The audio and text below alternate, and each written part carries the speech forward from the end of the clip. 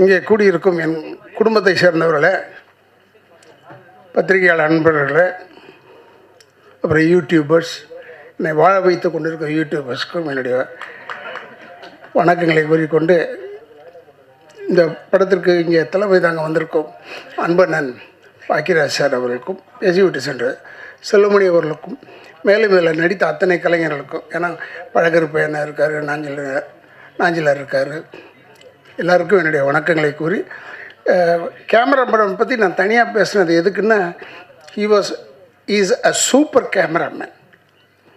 அதாவது ரொம்ப சின்ன படங்களை இவன் எப்படி எடுக்கிறான்னு என் மேக்கப் மேன் குமார் என்னை தொந்தரவு பண்ணிக்கிட்டே இருந்தேன். இந்த பையன் எப்படின்னா எடுக்கிறான், இவன் லைட்டே இல்லாமல் எடுக்கிறான்.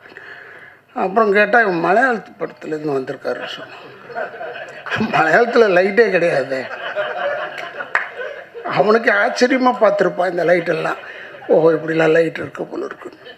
அது மாதிரி ஒரு சூப்பர் ஆள். ஆனால் மியூசிக் டைரக்டர் வந்து நான் இங்கே தான் வந்து பார்த்தப்ப பாட்டு கேட்டேன். இவர் எதிர்காலத்தில் நல்ல பெரிய ஆட்களாக மக்கள் தலைவர் படத்திலிருந்து டைரக்டர் ஆகட்டும், இல்லை மியூசிக் டைரக்டர் ஆகட்டும், இல்லை கேமராமேன் ஆகட்டும், அவங்கெல்லாம் நல்லா வர்றதுக்கு வாய்ப்பு இருக்குது. மேலும் இதில் என்னுடைய நல்ல நண்பர் ரவிமரி அவர்களுக்கு, அதான் அவர் சொல்கிற கதையின் நாயகன்னு, கதையின் நாயகன் இல்லையா, மூவ் பண்ணுறது ஒன்றை வச்சு தானே மூவ் பண்ணுறது. ஏன்னா நீ தான் ஒரு இழிச்சவாயன் அந்த படத்தில். உன்னை வந்து நான் கெடுத்து உன்னை முதலமைச்சராக கொண்டாடுறேன்றதான் கதை. அப்போ நீ எப்படி நீ வந்து வருத்தப்பட்டு சொல்லிக்கிட்டே இருக்கிறதுலேயே இழிச்சவாயன் நீ தான் அந்த படத்தில். உனக்கு ஒன்றுமே தெரியாமல் நீயே முதலமைச்சர் ஆகிடும் போது, உண்மையில் இது தேர்தலுக்கு முன்னாடியே விட வேண்டிய படம். நான் சொன்னேன் ராம்தேவிட்ட, தேர்தலுக்கு முன்னாடி விடலாம்டா, இந்த படத்தை விட்டு நல்லா போகுண்டான்னு. இல்லை நான் கொஞ்சம் இதுவாக இருக்குது அதுவாக இருக்குன்னு சொன்னார். உனக்கு இந்த படத்தில் ஒரு பெரிய விஷயம் என்னென்னா, தேர்தல் முடிவுக்கு பிறகு வந்தாலும் இது ஓடும், தேர்தலுக்கு முன்னாடி வந்தாலும் ஓடும். ஏன்னா அவன் கொஞ்சம் சிக்கலான விஷயங்களெல்லாம் வச்சுருக்கான். அதில் யாராலையும் சால்வ் பண்ண முடியாது. நான் சால்வ் பண்ணுறேன்னு எந்த கவர்மெண்ட் சொன்னாலும் தப்பு. அது நான் ஏன்னா இதில் அவ்வளோ அருமையாக எல்லா சீன்ஸுமே அவர் ஒவ்வொரு எனக்கு கதை சொன்னார் பாருங்கள். வந்து சொல்லும் போது எவ்ரி சீன் நான் சொல்லிக்கிட்டு இருந்தேன், இதெல்லாம் நடந்ததுயா, இதெல்லாம் நடந்ததுயா, இதெல்லாம் நடந்ததுயான்னு. அதையே வச்சுருக்கான் அவன். அதனால் அவன் ரொம்ப நல்லவ மாதிரி தெரிவான். நல்லவனே கிடையாது எனக்கு தெரிஞ்சான். ஏன்னா அவனை நான் பார்த்தது வந்து அங்கே தேட்டரில் ஒரு சீன் செஞ்சான், இந்த அப்பாவி பையனை அவன் செஞ்சான். அப்போ பார்க்கும்போது நாங்கள்லாம் உட்காந்துருக்கோம், இவன் தனியாக செஞ்சுக்கிட்டு இருந்தான். அப்போ நினச்சிக்கிட்டேன், இவன் அப்பாவியே கிடையாது, இவன் எல்லோரையும் ஏமாத்துறான்றது நல்லா தெரிஞ்சுது. அதுலேருந்து எங்களெல்லாம் ஏமாற்றி தான் கூப்பிட்டு போயிட்டான். இல்லைன்னா நம்மளெலாம் அவ்வளோ சீக்கிரமாக ஏமாற்ற முடியாது. பேசின காசுலேருந்து இன்னும் கொஞ்சம் குறைச்சான். அப்புறம் கொஞ்சம் நடிச்சுக்கிட்டே இருக்கும்போது கொஞ்சம் குறைச்சிட்டான். இதுக்கப்புறமும் விட்டுட்டு போக முடியாதுல்ல நம்ம. ரொம்ப புத்திசாலி தான், ரொம்ப பெரிய வெரி பிரெய்னி சாப். அவனை நம்பி இப்போ படம் போட்டிருக்காரு, கவிதாலயம் சரவணன் சார் போட்டிருக்காருன்னா அவர் சிரிச்சுக்கிட்டே இருக்கலாம். ஏன்னா இந்த பணம் வந்துடும்.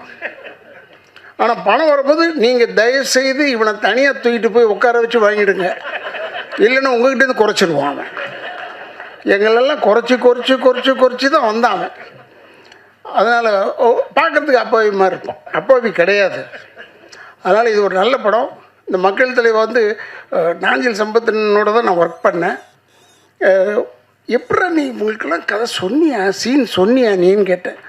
எல்லாருக்கும் சொல்லி தான் நான் கூப்பிட்ருக்கேன்னு. நான் கிடையாது. ஏன் ஆச்சரியமாக இருந்தது. இவங்கெல்லாம் உன்னை நம்பி வந்திருக்காங்கன்னா பெரிய விஷயம். எப்படி நம்ப வச்சான்னு தெரில. அதில் தான் நான் பாராட்டுறேன். அதே மாதிரி இப்போ இதில் எல்லாரையுமே சொல்கிறேன், Ravi Maria has done a good job. Ravi Maria கிளாஸ்னு சென்டர் ஆஃப் ஆக்சஸ் அவன் தான். அவனை சுற்றி தான் எல்லோரும் நாங்கள் வரோம்.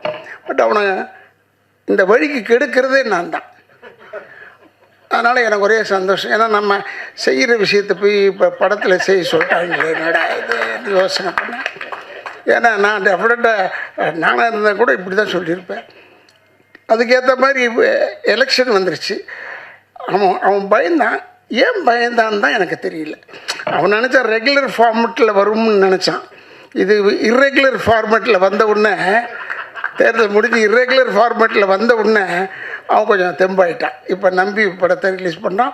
பாருங்கள், ஒரு படத்தில் சென்சார் ஆகலைன்னு சொல்லிட்டு இங்கே வந்து போடலையே ப்ரொஜெக்ஷனு. அந்த அளவுக்கு ஒரு முதல்ல எடுத்தவுடனே எதிர்ப்பு தான்டா உனக்கு. முதல் வெறும் ப்ரொஜெக்ஷன் தேட்டரில் ஆரம்பிக்கிற விஷயம் ரெகுலர் தேட்டர் வரைக்கும் போகுது உனக்கு. நான் இப்போவும் சொல்கிறேன், இந்த படம் பார்த்தாங்கன்னா நம்மளை சொல்கிறாங்களோ இல்லை நம்மளை சொல்கிறாங்களோ சர்வகட்சி கூட்டமும் உன்னை வந்து தேடுவாங்க. இப்போவும் சொல்கிறேன், நம்ம தயாராக இருக்கணும். நான் சொன்னேன், வீட்டில் கூட சொல்லிட்டு வந்தேன், பேசிக்கிட்டு இருக்கும்போது கூட, இல்லை இந்த படத்துக்கு எங்கள் மேலாம் கேஸ் வந்தாலும் வந்துடும். ஏன்னா எங்கேயும் ஒரு இடத்துல எதையோ ஒன்று பேசியிருக்கோம். அப்போ எங்கேயோ ஒரு இடத்துல கேஸ் வரும். கேஸ் வராமல் இருந்தால் நல்லது. ஆச்சரியம் எங்களுக்கு, அவ்வளோதான். ஆனால் இவன் பரவாயில்ல, இவனுடைய சைஸுக்கு எங்கே வேணாலும் போய் ஒழிஞ்சிக்கலாம், எவனும் கேட்க போகிறதில்ல. அப்படி இவனை பார்த்தாலும் இவனை ஒரு டைரக்டர் மாதிரி தெரியல, வேறு ஏதோ ஒரு சாதாரணமான ஆள் மாதிரி தெரியும். அதனால் இவன் தப்பிச்சுக்கலாம். பட் நாங்கள்லாம் மாட்டிக்குவோமேன்றதான் எனக்கு பயம். முகம் தெரிந்தவர்கள்லாம் நிச்சயமாக மாட்டிக்குவாங்க. இதில் ரொம்ப பிரமாதமாக படம் வந்திருக்கு. இந்த படத்தை பாருங்கள். ஆனால் தேட்டரில் போய் பாருங்கள். இதை நம்ம சொல்லி சொல்லி அழுத்து போயிட்டேன். இந்த இடத்துலையே 100 தடவை சொல்லிட்டேன். தேட்டரில் போய் படம் பாருங்கள், தேட்டரில் போய் படம் பாருங்கள். இந்த படம்லாம் தேட்டரில் பார்த்தா உங்களுக்கு அந்த எஃபெக்ட் கிடைக்கும். What is the effect of the theatre, ஆடியன்ஸ்கிட்ட தான் கிடைக்கும். அதனால் சொல்கிறேன், தேட்டரில் போய் படம் பாருங்கள். இங்கே வந்து அத்தனை பேரும் வாழ்த்த வந்திருக்குமோ அத்தனை பேருக்கும் என்னுடைய வணக்கங்களை கூறி, ரவிமரியாக்கு என்னுடைய தனிப்பட்ட முறையில் வாழ்த்துக்களை கூறி, இவ்வளோ பேர் வந்திருக்கீங்க, இவ்வளோ பேருடைய வாழ்த்தும் ரவிமரியாக்கும் உண்டு என்று சொல்லி விடைபெறுகிறேன். நன்றி, வணக்கம். நல்லா உன்னை பற்றி நல்லா சொன்னேன்.